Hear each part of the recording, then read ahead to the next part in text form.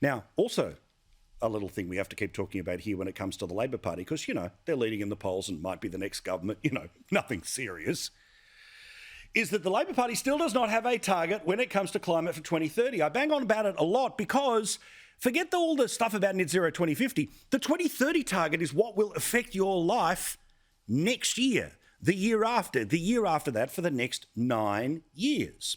Now, Labor knew they got beaten when they went for 45% at the last election, so then they pretended, let's just not have one for 2030. It's like those geniuses who think the best way to get rid of juvenile crime is to no longer charge juveniles with crime. The crime still happens, but it magically disappeared. Well, as you know, Each Way Albo has tried to attack the federal government for its climate target, which is between 26 and 27% reduction of our 2005 emissions levels. The exact same policy they took to the last election. Yeah, I know 2050 is different, but the 2030, no change from where they were at the last election. The only change in terms of 2030 is the Labor Party, who've gone from 45% to no target here. Yet Albo is allowed to say this by a press gallery who couldn't be bothered following up with, and what's your target, mate? They signed up in Glasgow to a higher 2030 target in the communique and then distanced themselves from their own statement within 24 hours. Australia continues to sit in the naughty corner with the rest of the world. The whole world has signed up to net zero emissions by 2050. Scott Morrison continues to be a recalcitrant when it comes to climate change action. We should be a part of the world. Now, remember, the government has a target, which is 26, 27% of the 2005 levels. Labor wanted 45%. You don't have to be a genius to work out that's more, and they would legislate it. Well, who are the puppets who are trying to put together the Labor Party policy? The policy that doesn't exist but really is going to exist, and that'll either have the balls to tell us before the election or most likely will pretend that they don't have to make any commitments and then just make them, just like the carbon tax that will happen under, not happen, that's right, under the government she leads, because the Greens and the power sharing never happen. Don't worry. The Greens are just saying up front that they already count their members as shadow ministers. They look forward to power sharing with the Labor Party. Well, we learned today who are advising the Labor Party on where they should be going when it comes to climate. Remember, 45% was too hot. 27% is too cold. So where's the Goldilocks number here?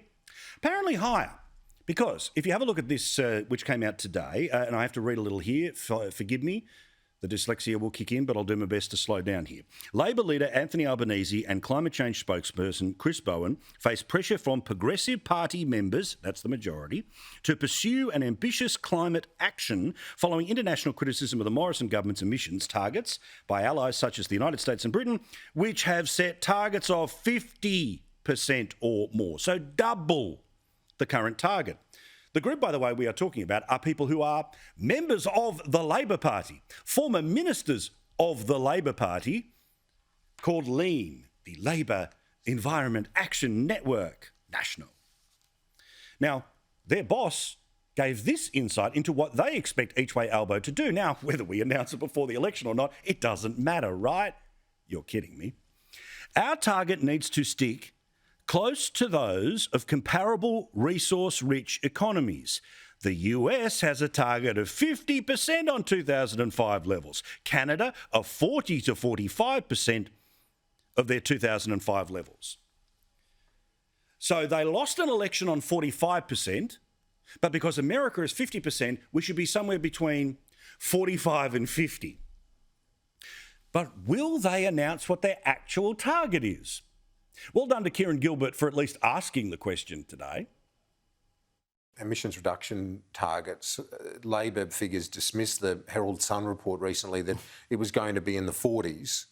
Are we going to see something around what the government's projections are? What I'm not going to do, Kieran, is announce here on afternoon agenda where we're going here. Do it. Because I know you would want that. A lot of your colleagues will be watching. I know you would want that, but we'll have our proper processes, as you would expect. So it goes to caucus. As you'd expect, we'll have all of the proper processes is what we will have. Yeah, I don't care about your process. What is the target? Do you match the government and piss off the left, which you won't do, of 26, 27%? Or do you do what you have written before in opinion pieces in the Australian newspaper, where you want climate, not China, to be the heart of the focus between the relationship of Australia and the United States? That's 50%. But somehow you think there's a way where you won't have to announce the target. You can just keep attacking the government for their target, and magically no one will notice, and one day they'll wake up the day after the election and then realise it's too late.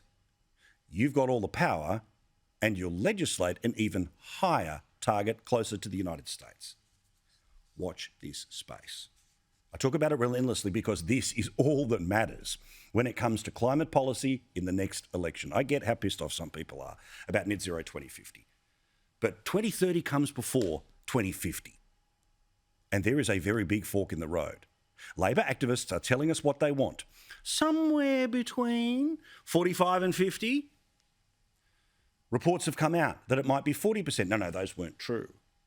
But Albo only talked about policy and process today, not the target. The target that, of course, will have the full force of law. Good luck with it.